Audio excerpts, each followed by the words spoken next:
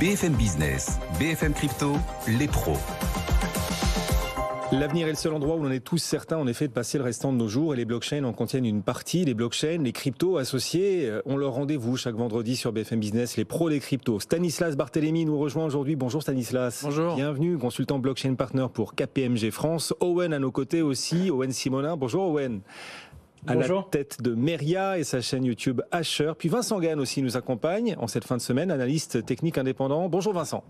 Bonjour Guillaume, bonjour à tous. Vincent, commençons par les fondamentaux. On le disait, les marchés européens n'avaient jamais connu un début d'année aussi positif.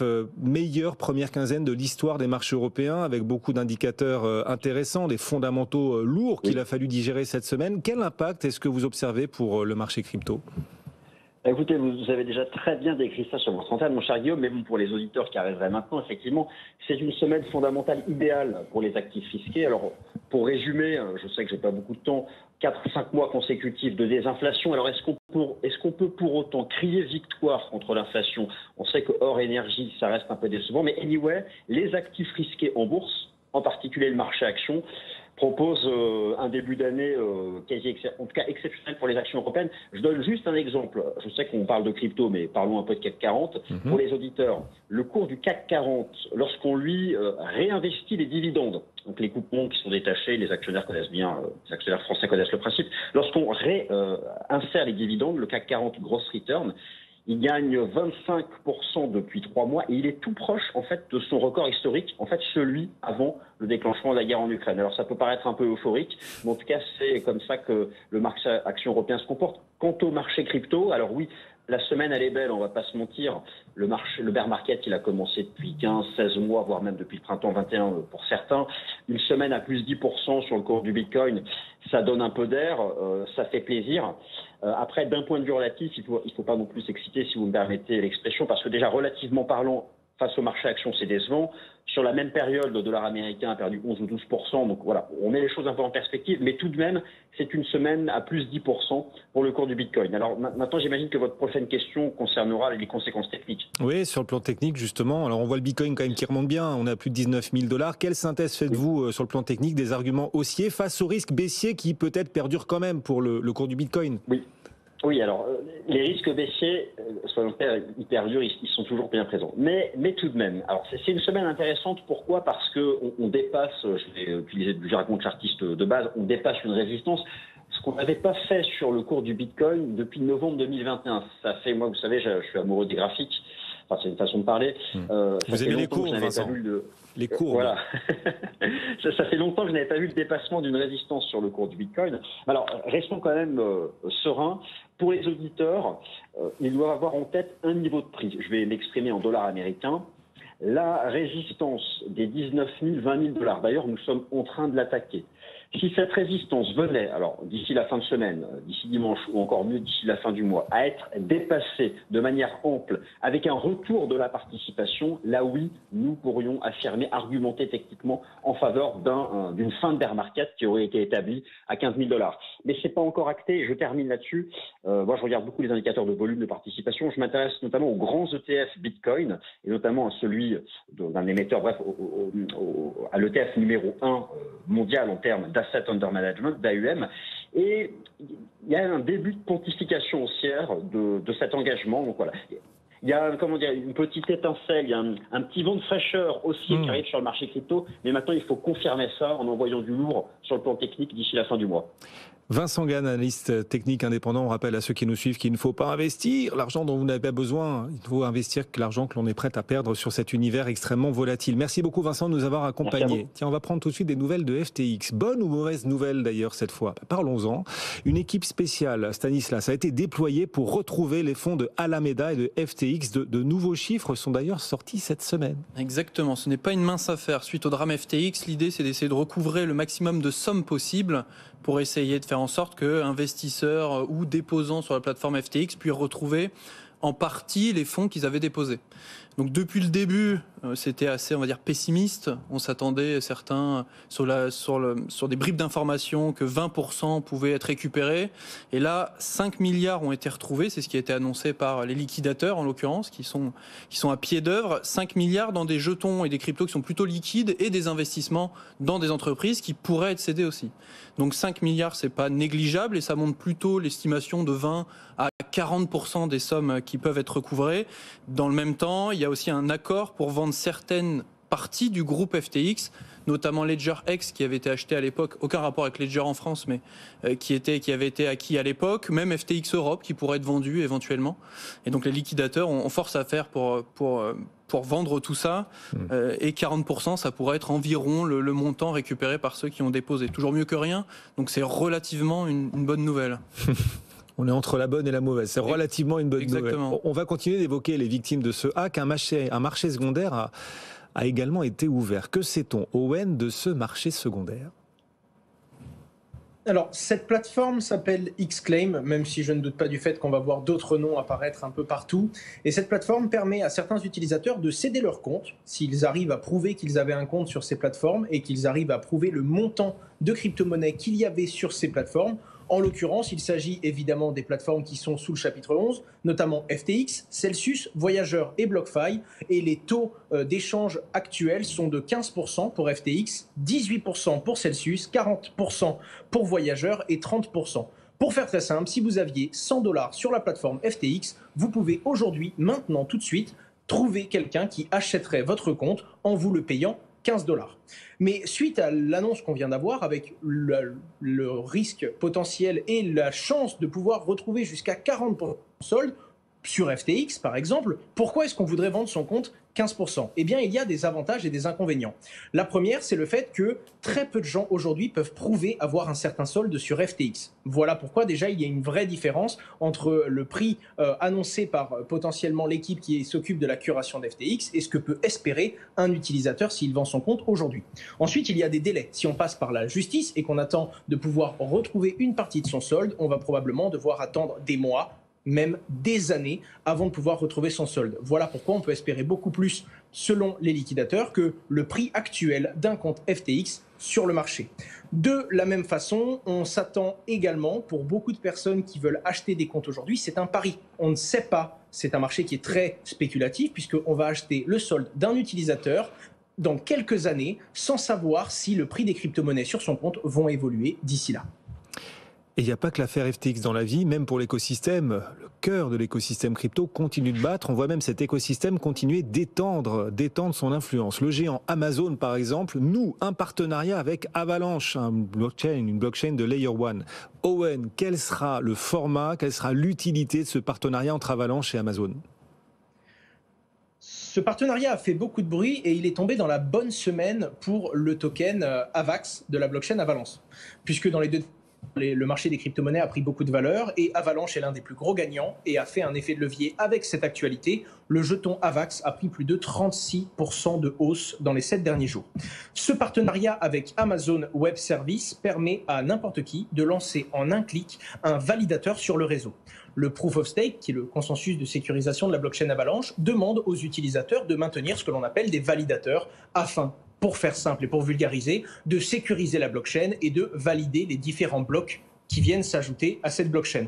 En l'occurrence, on a besoin d'un serveur informatique et ce que propose Amazon aujourd'hui en partenariat avec Avalanche, c'est de proposer une infrastructure où en un clic, vous pouvez lancer votre validateur, ce qui va aider énormément de gens, notamment au maintien de l'infrastructure globale de la blockchain Avalanche. Mais c'est pas tout. Avalanche envisage dans ce partenariat d'aller plus loin et de proposer des services sur mesure, notamment des sous-réseaux, pour les différentes institutions qui utiliseraient à travers AWS les différents services de la blockchain Avalanche. Il y a également d'autres informations, notamment des programmes d'Amazon que vont rejoindre la blockchain Avalanche qui pourraient leur libérer certains budgets, notamment pour les différentes équipes de développement. Et il y a même, en rejoignant le programme d'Amazon Amazon GovCloud, des infrastructures blockchain, donc des infrastructures décentralisées, qui vont pouvoir être normées et respecter à certaines obligations des autorités fédérales et étatiques des États-Unis. Partenariat donc entre Avalanche et Amazon, c'est pas la première annonce du genre, Stanislas. On a vu d'autres décisions de partenariat entre les GAFAM et l'écosystème crypto, notamment entre Google Cloud et Solana, par exemple. Qu'apportent ces partenariat à l'industrie crypto? Dans la continuité de ce que dit Owen, c'est la facilité à déployer et donc à construire sur ces infrastructures si on a envie de construire, évidemment. Et j'ai envie de dire, c'est gagnant des deux côtés. Dire pour un protocole, c'est très intéressant d'avoir des grands noms, des GAFAM qui les aident un peu à rendre leur infrastructure plus facile d'accès. Mais c'est aussi pour ces protocoles-là un bon moyen de se mettre en avant avec une communication. On le voit sur des tweets, sur des communiqués de presse. Donc ça les met bien en avant. Mais pour les plateformes de cloud que sont Amazon et Google, faut pas se leurrer, c'est un moyen aussi de faire du business. Donc il y a un peu cette double relation gagnant-gagnant. Et comme le disait Owen, ça tombe bien. Alors là, pour le coup, pour Avalanche, un peu moins sur Solana qui a eu des difficultés, sachant qu'on peut déjà déployer des nœuds Ethereum dans AWS, dans Amazon. C'est tout à fait possible. Il y en a déjà un nombre assez conséquent qui le font déjà. Donc c'est gagnant-gagnant, j'ai envie de dire. Les infrastructures crypto qui continuent donc de tisser des liens avec certains géants mondiaux. Pendant ce temps, en France, la réforme des retraites. Vous connaissez l'adage. L'humanité a connu 3 âges. L'âge de pierre, l'âge de bronze et l'âge de la retraite en France. Alors, je ne sais pas pourquoi on en parle ici. Enfin, si, il y a quand même un point commun entre le calcul des retraites et votre univers, messieurs. L'univers crypto, c'est la complexité. Il faut reconnaître que tout ce que vous nous expliquez est complexe et vous essayez de l'expliquer le plus simplement. Pour ceux qui veulent comprendre les cryptos, c'est sans doute ici, dans les pros des cryptos, que vous trouverez les efforts de vulgarisation sans se priver de rester quand même expert et sur un haut niveau d'expertise. Pour les retraites, c'est pareil. On essaie d'expliquer cette réforme sur BFM Business avec des mots simples, mais en allant jusqu'au fond des complexités. Et à propos de sujets complexes, évoquons Shanghai. Pas la ville, ce serait trop simple pour vous, là, dans l'univers crypto. Non, quand on parle de Shanghai dans l'univers crypto, on ne parle pas de la ville, on parle d'autre chose. On parle d'un update majeur à venir sur la blockchain Ethereum, en l'occurrence. Il s'agit, Stanislas, d'une mise à jour, en fait, du réseau Ethereum, mise à jour prévue pour le mois de mars prochain. C'est ça. Il faut considérer Ethereum... C'était trop simple sinon, Shanghai, non? Il faut considérer Ethereum comme quelque chose d'un peu organique, qui vit sa vie et s'améliore. C'est dans la droite continuité de ce qui s'est passé en septembre dernier. N'oubliez pas, avec The Merge, c'était déjà une nouvelle innovation. C'était le passage de la preuve de travail à la preuve d'enjeu qui s'est plutôt bien déroulé. Sauf que ce passage à la preuve d'enjeu fait que les acteurs qui devenaient validateurs avaient leur montant bloqué. On ne pouvait plus enlever et retirer son validateur pour recouvrer ses fonds. Et Shanghai est donc l'étape suivante, j'ai envie de dire que les deux sont étroitement liés, qui permet de récupérer ces êtres mis en validation pour en faire un peu ce qu'on veut. Il y a quelques acteurs qui pourraient être amenés à récupérer leurs fonds. Ceux qui, par exemple, ont acheté des Ethers pas chers et qui aujourd'hui, mine de rien, il y a beau avoir une croissance et une dépréciation du prix de l'actif, on a généré des Ethers et l'Ether a peut-être progressé. Donc on va récupérer ces Ethers pour les vendre. Ou au contraire, des acteurs qui ont acheté de l'Ether à 4 000 $ et qui les ont bloqués pendant quelques mois, ils sont peut-être sous l'eau et ont envie de les vendre. D'autres acteurs pourraient rejoindre le marché parce qu'on est liquide, on peut venir valider et s'en aller. Donc Shanghai apporte un peu de confiance et de transparence en plus dans la roadmap d'Ethereum. Il y aura d'autres étapes dans les années qui viennent, mais Shanghai a été confirmé en mars. Et pour une fois, ça avance vite sur Ethereum. Oui, ça s'appelle Shanghai. La précédente mise à jour s'appelait Paris, je crois. Enfin, c'est des noms de Alors, villes ils prennent des noms. Il y a eu Métropolis, il y a eu Byzance aussi. À chaque fois, il y a une volonté un peu d'esthète de nommer les mises à jour. Et est-ce que cette annonce, Owen, de la mise à jour d'Ethereum a eu un quelconque effet sur le marché, sur les transactions? Est-ce qu'on a vu des réactions? Tout à fait.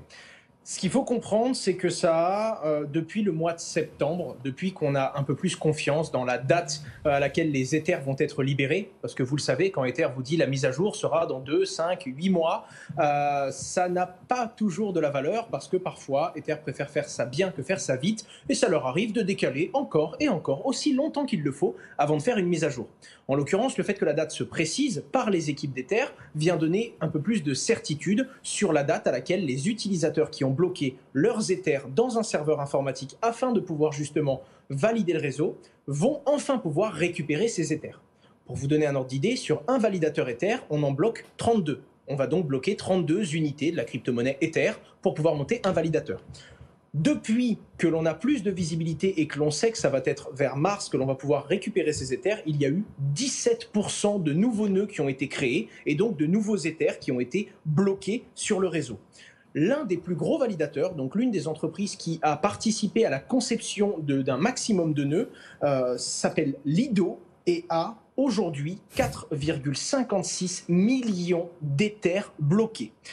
Ce qu'il faut comprendre, c'est que dès qu'on utilise Lido pour créer son nœud, Lido va nous prendre naturellement les 32 Ethers qui vont être bloqués dans le réseau et va nous donner 32 ST Ethers. Une monnaie qui a, entre guillemets, une équivalence, un ST Ether égale un Ether bloqué. Eh bien, naturellement, l'ST Ether et le prix de l'Ether sont censés être proches de la parité, mais avec un prix qui varie. Parce qu'un ST Ether est un Ether qui est bloqué et qui n'a donc pas tout à fait la même valeur. Cet écart avait grossi, était monté à un moment jusqu'à plus de 8%. Aujourd'hui, cet écart a été drastiquement réduit parce que l'on sait que très bientôt, on pourra rééchanger un ST Ether en un Ether et naturellement, ça rapporte beaucoup plus de fiabilité sur ce marché et beaucoup d'attentes sont dans les mois qui vont venir. Est-ce que quand les utilisateurs vont pouvoir retirer, les gens vont maintenir leur position? Est-ce qu'il va y avoir une grosse vague vendeuse ou au contraire, cette mise à jour et ce succès technique serait encore une fois un moyen d'apporter de la crédibilité sur le jeton Ether et donc valoriser encore plus cette supply? Voilà les clés et l'expertise de nos intervenants sur cette mise à jour donc d'Ethereum. Alors c'est vrai qu'à côté, la réforme des retraites, ça paraît simple, le calcul de la retraite, à côté de l'univers crypto, messieurs, c'est plus simple. On va rester dans la pédagogie et c'est l'une de nos missions dans ces pros des cryptos. On va parler à présent des agrégateurs de DEX.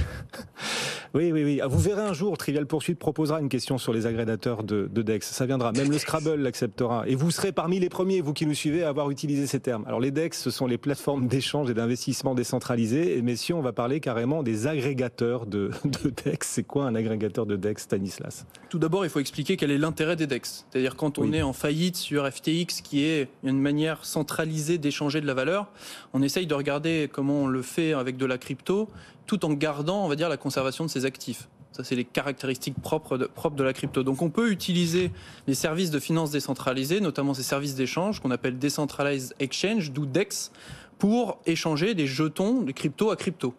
Et ces DEX-là sont mis sur le devant de la scène. Le plus gros, c'est Uniswap. Mais quand on est utilisateur aujourd'hui chevronné, on n'a pas de problème à aller sur Uniswap. Mais quand demain, on voudra profiter de la meilleure liquidité dans cette finance décentralisée, plutôt que d'utiliser Uniswap, on utilisera un service qui agrège tous les Uniswap et les concurrents d'Uniswap pour trouver la meilleure liquidité. Donc d'où ces agrégateurs de DEX. C'est-à-dire pour le grand public, sans le savoir, on utilisera peut-être Uniswap ou d'autres, ou des Français, je pense à Swap ou à Mangrove, et on utilisera leur liquidité pour se fournir. Et donc le grand public interagira plutôt avec ces agrégateurs. Mangrove. Ouais, exactement. On aime bien Mangrove. Les jolis noms. Non, mais il y a quelque chose de l'esthète dans cet univers. On parlait Lido, il manquait plus que le Moulin Rouge. On va rester dans ces noms rigolos. DeFi Lama, un nom rigolo, ça peut rappeler les lamas, l'animal. Mais au-delà de ça, plus sérieusement, Owen, DeFi Lama, parmi ces agrégateurs, se distingue. DeFi Lama apporte, paraît-il, une vision nouvelle et innovante de l'écosystème. Est-ce que vous pouvez nous expliquer ? Je vous le concède, ça fait bizarre de commencer une prise de parole par l'agrégateur décentralisé DeFi Lama. Ça fait beaucoup de mots incongrus les uns à côté des autres. DeFi Lama est un agrégateur qui s'est fait connaître déjà à la base parce qu'il fournissait de la donnée sur l'intégralité de la finance décentralisée. À la base, on allait sur ce site-là pour savoir quels sont les plus gros agrégateurs de DeFi, quels sont les plus gros exchanges, quels sont les volumes qui passent sur une blockchain ou sur une autre, quels sont les outils les plus utilisés, les différentes collections NFT avec le plus de volume. Ça donne énormément de métriques, de data sur ce qu'il se passe on-chain, donc sur la blockchain et sur ces différents réseaux décentralisés. C'est comme ça que DeFi Lama s'est fait connaître. En plus, DeFi Lama, contrairement à beaucoup d'autres protocoles, ne vous vend pas une crypto-monnaie ou des NFT. Ils ne proposent, et ils n'ont aucune promesse d'ailleurs, à faire un jour ou l'autre un NFT ou une différente crypto-monnaie. Mais aujourd'hui, ils proposent leur propre DEX, c'est-à-dire leur agrégateur d'échanges décentralisés, je dirais même pire, un agrégateur d'agrégateurs de différents exchanges décentralisés. Alors quand on dézoome un peu, on peut se dire comment est-ce qu'on peut en avoir un modèle comme ça dans la blockchain? Parce qu'à la base, la blockchain, c'est un système sans intermédiaire, car en réduisant les intermédiaires, on réduit les frais. Eh bien, justement, c'est l'une des premières réussites du modèle DeFi Lama, c'est-à-dire que même si c'est un intermédiaire en plus, ils ne rajoutent pas une commission supplémentaire, puisqu'ils ont négocié avec tous les différents services qu'ils vont agréger une commission d'affiliation afin que les différents échangeurs décentralisés diminuent leur marge, mais que ce coût supplémentaire ne soit pas justement à charge du client et de l'utilisateur final. C'est donc un outil qui est assez puissant et qui est très utilisé, qui a vu ses volumes grossir et gonfler, qui ont même dépassé ceux de Coinbase la semaine dernière et qui devient pour beaucoup l'endroit où on va essayer d'échanger des crypto-monnaies au meilleur prix. Merci messieurs. Les pros des cryptos, ce rendez-vous pédagogique et le suivi de l'actualité. Une semaine d'actu en 25 minutes. Owen Simonin nous accompagnait à la tête de Meria et sa chaîne YouTube Asher. Stanislas Guérini. Qu'est-ce que je raconte, Stanislas Guérini? Ça, c'est en politique. C'est pas mal, hein, si on Oui, non, mais bien sûr, mais rien à voir, quoi. Stanislas Barthélémy. Au moins, j'ai avec pas le dossier des retraites à gérer pour la fonction publique. Voilà, exactement. C'est complexe aussi, les cryptos. Mais très intéressant. Consultant blockchain partner pour KPMG France. Merci d'être passé nous voir. Merci, messieurs.